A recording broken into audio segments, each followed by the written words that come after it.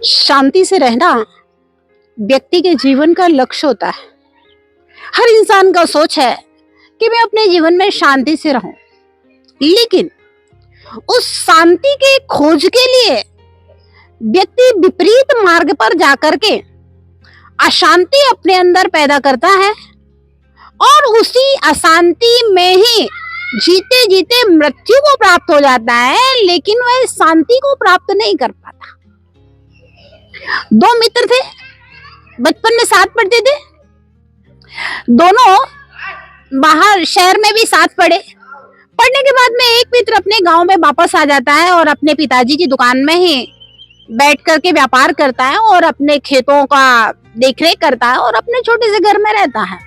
और दूसरा मित्र है वह विदेश में और आगे पढ़ने के लिए चला जाता है और बहुत बड़ा आदमी बन जाता है। उसके काफी बड़े बड़े कारोबार और वो सब होते हैं। एक दिन वह विदेश वाला व्यक्ति मित्र आकर के गांव में आया और अपने मित्र से मिलने के लिए आया। उसकी छोटी सी दुकान में बैठा। बोले क्या हाल चाल है? तो सब बढ़िया है, मौज से कट रही है, शादी हो गई है, अपने बच्चे हैं, अपना ये दुकान है, खेत है, घर है, अपना मंदिर है, भगवान का पूजा पाठ करते हैं, बढ़िया है, कोई दिक्कत नहीं है। और आप कैसे हो? बोले मैं भी बढ़िया हूँ, विदेश में पहुंच गया हूँ, वहां भी शादी हो गई है, मेरे भी बच्चे हैं और बढ़िया, मेरी बहुत बड़ी नौकरी मैंने पहले की, अभी एक कारोबार छोटा सा किया है, अब मैं एक बड़ा कारोबार करने का सोच रहा हूँ। अच्छा। बोले मित्र आप कहाँ यहाँ गाँव में पड़े हुए हैं, हम लोग बचपन से साथ साथ पढ़े, अगर तुम चाहो तो अपन एक काम करते हैं, तुम अपना दुकान, खेत, मकान ये सारी चीजें बेच दो और मेरे साथ चलो विदेश में, हम दोनों मिलकर के एक बहुत बड़ा फैक्ट्री लगाएंगे पार्टनरशिप में। बोले अच्छा फिर क्या होगा? बोले फैक्ट्री अपना बहुत अच्छा चलेगा, तुम वर्किंग काम देखना और मैं अपना जो काम है वह देख लूंगा। बोले अच्छा फैक्ट्री अपना बहुत अच्छा चलेगा, खूब कमाई होगी, तुम उसका चिंता मत करो। और फिर क्या होगा? तो अपन दूसरा फैक्ट्री चलाएंगे, जब बहुत पैसा होगा तो फिर क्या होगा? फिर अपन और फैक्ट्रियां लगाएंगे और अपन बहुत बड़ा मकान, बहुत बड़े प्रॉपर्टी के मालिक हो जाएंगे। फिर क्या होगा? बोले फिर अपन अपने परिवार के साथ में शांति से रहेंगे।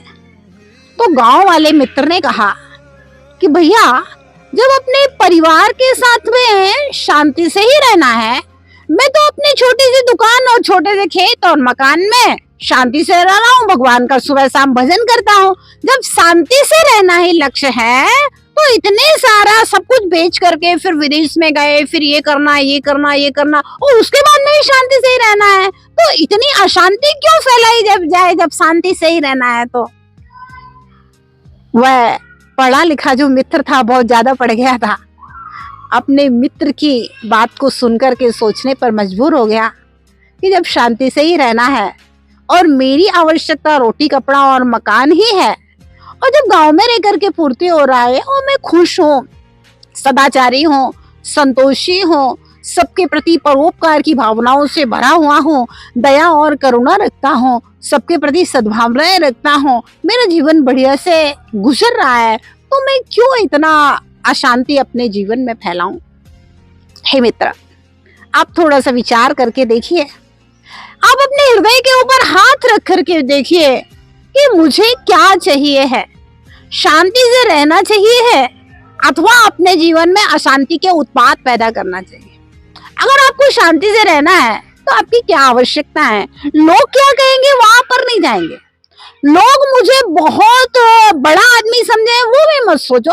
लोग तो बहुत सारे लोगों को बड़ा आदमी समझते रहते हैं, लेकिन जो जितना बड़ा आदमी होता है उसकी उतनी बड़ी बड़ी तकलीफें होती हैं। जो छोटा आदमी बन करके रहता है उसे कोई तकलीफें नहीं रहती है, वो बड़ी सहजता से उसका जीवन निकल जाता है, वह अपने लिए भी कुछ कर पाता है और दूसरों के लिए भी कुछ कर पाता है।